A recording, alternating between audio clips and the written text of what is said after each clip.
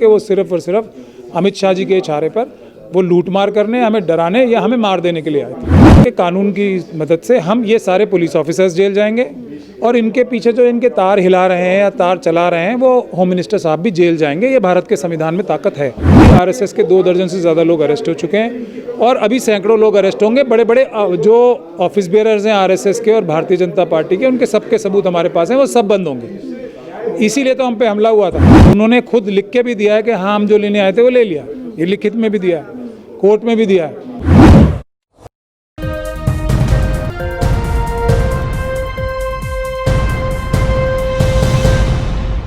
आपने अक्सर सुना होगा लोकतंत्र खतरे में है, लोकतंत्र खतरे में है, लेकिन अब लोकतंत्र खतरे में नहीं, लोकतंत्र बिल्कुल तबाह हो गया है। महमूद पराचा जी इस वक्त मेरे साथ मौजूद हैं और कुछ दिन पहले आपको याद होगा इनके दफ्तर पर एक रेड पड़ी थी। उस रेड के बारे में इनसे बात करेंगे। सर, जो आपके दफ्तर पर रेड मारी गई थी उसके बारे में आपसे सुनना चाहते हैं, क्या मसला पूरा था? पहले तो मैं आपकी तो बात से थोड़ा सा डिफ़र करना चाहता हूँ, उससे इत्तेफाक थोड़ा सा कम रखता हूँ।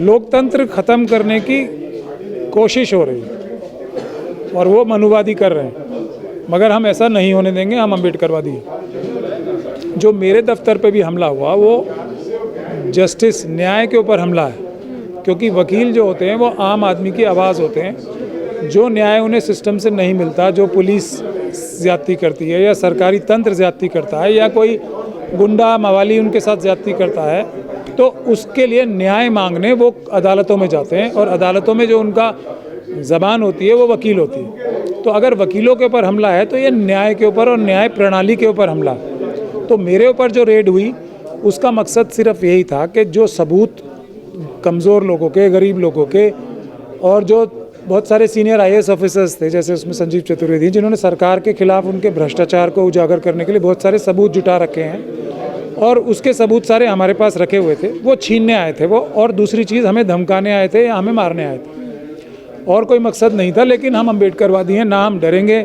ना हमने वो सबूत जाने दिए। हालांकि वो हैक करके बहुत सारी चीज़ें हमारे कंप्यूटर से ले गए, लेकिन फिज़िकली हम, उनका एक मकसद ये भी था कि वो सबूत तबाही कर दें। तो वो सबूत हमने तबाह नहीं होने दिए, हमारे पास अभी भी मौजूद हैं। और उससे जिसका वो नाम लेके हमें धमकी दे रहे थे, अमित शाह साहब का, होम मिनिस्टर साहब का, उनको भी अदालत का सामना करना पड़ेगा और अगर न्यायालय उचित मानेंगे तो उनको भी जेल जाना पड़ेगा। एक बात आपके सामने से निकल कर आ रही थी कि आपको गोली मारने की भी धमकी दी गई। जो ये 17-18 घंटे की पूछताछ हुई आपके साथ, जो रेड मारी गई, क्या कितनी सच्चाई है इस बात? देखिए, मैं कह रहा हूँ कि मैं झूठ बोल सकता हूँ। अमित शाह साहब और उनके जो भ्रष्ट ऑफिसर भेजे गए थे वो सच बोल सकते हैं, लेकिन जो वीडियोग्राफी कोर्ट ने कराई है वो तो झूठ नहीं बोलेगी ना। तो इसी बात से ये साफ बात हो जाती है कि किस प्रकार की धमकियां दी गई थी हमें, किस किस का नाम लेके दी गई थी। जज लोया का नाम लेके दी गई थी और जो भी कहा गया था वो सब वीडियोग्राफी में है। अब वीडियोग्राफी कौन छुपाना चाह रहा है? हम तो पूरी ताकत लगा रहे हैं कि वो वीडियोग्राफी दुनिया के सामने आए, और वो पूरी ताकत ये लगा रहे हैं दिल्ली पुलिस के भ्रष्ट अधिकारी भी और दूसरे लोग भी, कि ये किसी प्रकार से सामने ना आए। तो इसी से जनता अंदाज़ा लगा सकती है कि जो भी मैं बोल रहा हूँ एकदम सच बोल रहा हूँ। लेकिन सर, जिस तरीके से आप सुप्रीम कोर्ट के वकील हैं, वरिष्ठ वकील हैं और काफ़ी लोगों की आवाज़ उठा रहे हैं, दिल्ली दंगों में भी आपने काफ़ी सकारात्मक काम किया, उस तरीके से आपके दफ्तर पर रेड, ये सर एक कोर्ट के ऊपर भी बात खड़ी होती है, कोर्ट के ऊपर भी सवाल खड़ा होता है और जो हमारा प्रशासन है, सरकार है, उस पर तो खड़ा ही होता है कि आपके पास भी अब स्वतंत्रता की आज़ादी नहीं है, निजी आज़ादी नहीं है आपके पास।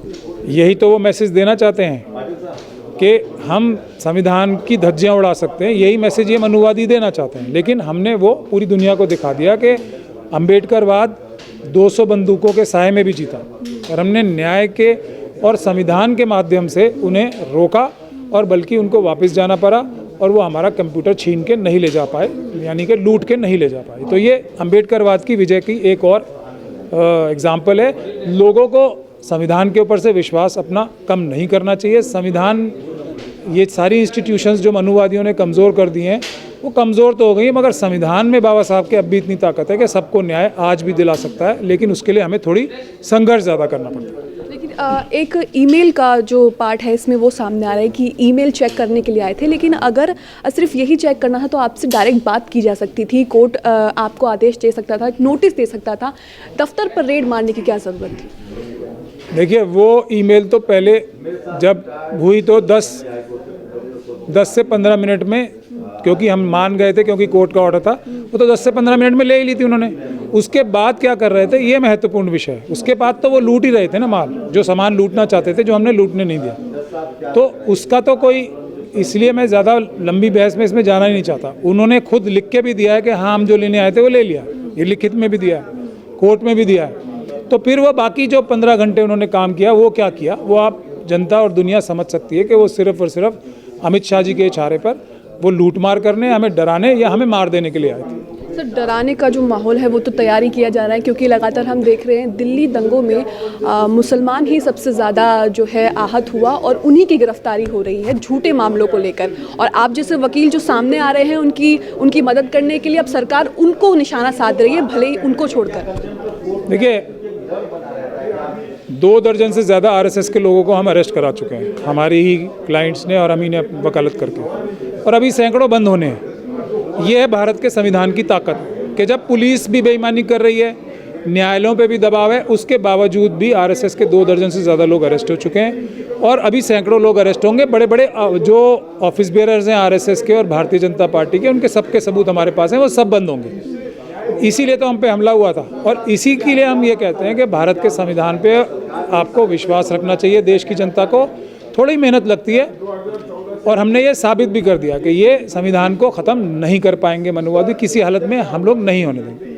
जिस तरीके से दिल्ली दंगों की बात करें तो कपिल मिश्रा और प्रवेश वर्मा और अनुराग ठाकुर केंद्रीय मंत्री है, उन पर कोई कार्रवाई होती नहीं दिखी। उमर खालिद जैसे लोगों को तुरंत गिरफ्तार कर लिया जाता है और उन पर यूएपीए लगा दिया जाता है। क्या कहना चाहेंगे इस पर? देखिए, सरकारी भ्रष्ट तंत्र ने, मनुवादी तंत्र ने बेगुनाहों को तो बंद कर दिया, लेकिन अब बाबा साहब का जो संविधान है और जो उसके तहत बना हुआ कानून है, वो गुनहगारों को बंद कराएगा। उसी के लिए हम कार्य कर रहे हैं और हम अम्बेडकरवादी उनको बंद कराएंगे। एक भी जो नाम ले रही हैं आप, चाहे ये कपिल मिश्रा जो, रागिनी तिवारी हों, अनुराग ठाकुर हों या दूसरे लोग हों, ये कोई भी जेल से बाहर नहीं रह पाएगा। ये बाबा साहब के संविधान की ताकत है। सर, इस पे आगे की कार्रवाई क्या होगी? आपके दफ्तर पे जो रेड पड़ी है, इसकी आगे की कार्रवाई क्या होगी? कैसे प्रशासन को आप घेरेंगे? इसमें मैं आपको ये बता रहा हूँ कि कानून की मदद से हम ये सारे पुलिस ऑफिसर्स जेल जाएंगे और इनके पीछे जो इनके तार हिला रहे हैं या तार चला रहे हैं, वो होम मिनिस्टर साहब भी जेल जाएंगे। ये भारत के संविधान में ताकत है,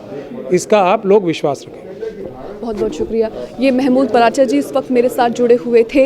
कुछ दिन पहले जिस तरीके से इनके दफ्तर पर रेड मारी गई, एक बहुत बड़ा सवाल कोर्ट पर और प्रशासन पर खड़ा होता है। इनसे बात करी तो उन्होंने ये भी बताया कि जान से मारने की धमकी भी दी गई और बार बार अमित शाह को हाईलाइट किया गया कि अमित शाह से आप पंगा मत लीजिए, देश के गृह मंत्री, आपको भारी पड़ेगा। न्यूज़ मैक्स के लिए कैमरामैन फैज हुसैन के साथ मुनमुन। सभी अहम खबरों के लिए न्यूज़ MX को सब्सक्राइब करें, साथ ही बेल आइकॉन को जरूर दबाएं। लाइक, शेयर, कमेंट करना ना भूलें।